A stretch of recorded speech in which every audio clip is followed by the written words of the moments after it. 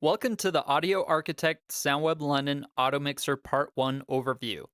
In addition to a conventional mixer, SoundWeb London processors provide two different types of automixers: gain sharing and gated. Regardless of which automixer is used for an application, each provides for a hands-free mixing approach without the need for manual gain writing, ideal for multi-channel speech applications. This in turn helps to reduce ambient background noise, reduce microphone comb filtering, and keep feedback under control in a mix. You may be wondering, what is comb filtering? Comb filtering, also known as multipath interference, is produced when two identical signals have a slight delay between them and are summed together. Imagine two microphones, one close to its source and another slightly further away picking up the same source and being summed together at the output of a mixer. Because there is a slight delay between the two identical signals at the output, this results in frequencies either being cancelled out or boosted, resulting in what looks like a comb across the frequency spectrum. Automixers can help to reduce this phenomenon by controlling which microphones are active and either reduce gain to the other unused microphones or turn them off altogether. Gain sharing automixers work under the precept that all microphones share gain, but the amount of gain each one has is dependent upon how many microphones are in use at a given time. Take, for example, when four microphones are connected to a gain sharing automixer and they are all idle, then each microphone is receiving 25% of the overall gain. As one microphone becomes active, more gain is allocated to the one while the other unused microphone's gain is reduced. The sum of all gains, however, is still equal to 100%. As you can imagine, the more microphones added to a gain sharing automixer, then the lesser amount of gain is available to each. Gated automixers receive their name by employing gates across each channel of the mixer.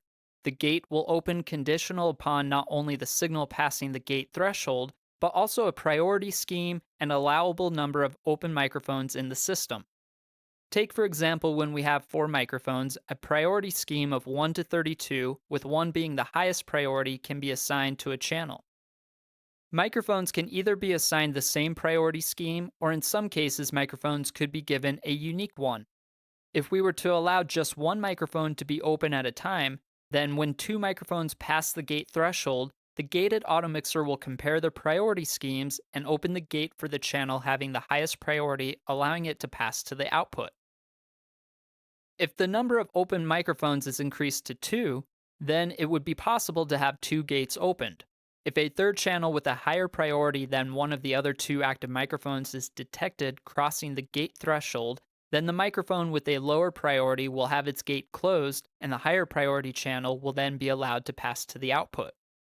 It's also possible to duck lower priority channels with higher priority channels. So if we were to allow a total of two open microphones, and one with a lower priority is being passed to the output, then the moment a higher priority channel's gate is opened, then the lower priority channel will be attenuated by a user-defined decibel amount. A gated automixer can also be configured to attenuate the output by a user-defined amount for every doubling of open microphones, therefore reducing chances of mic feedback. Finally, it's also possible to have an adaptive threshold for the gate. This means it's possible to use a microphone to listen for a rise in the ambient noise. As more ambience builds up, the threshold of the gate is set higher so as to not falsely open the gate. This is a great feature when automixers are being used where an audience may be in attendance. The gated automixer does feature a couple other parameters that may be configured. We'll take a look at those in another video. You may be wondering at this point, which automixer should I use? Well, really whichever sounds the best for the given application. Gain sharing automixers have the tendency to sound a bit more natural and can be configured rather quickly, while gated automixers can prove to be the better choice for difficult acoustic environments due to having more control options. Remember, all channels in a gain sharing automixer are technically active, although downward expansion is available for idle channels so that some ambient noise is reduced. Gated automixers will allow for only a user-defined number of channels to be active simultaneously.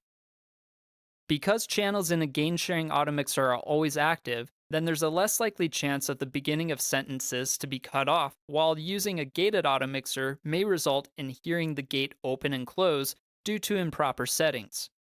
A single gain sharing automixer can provide up to 48 channels, while a gated automixer can support 96. But remember, the overall gain made available to each channel in a gain sharing automixer is reduced as more channels are added. Both can be cascaded to form larger automixers, allowing for automixers within multiple DSPs to communicate with one another. And finally, both can provide direct outputs for mix-minus applications. This concludes part 1 of our overview of automixers. Join us in part 2 for a demo, and thanks for watching.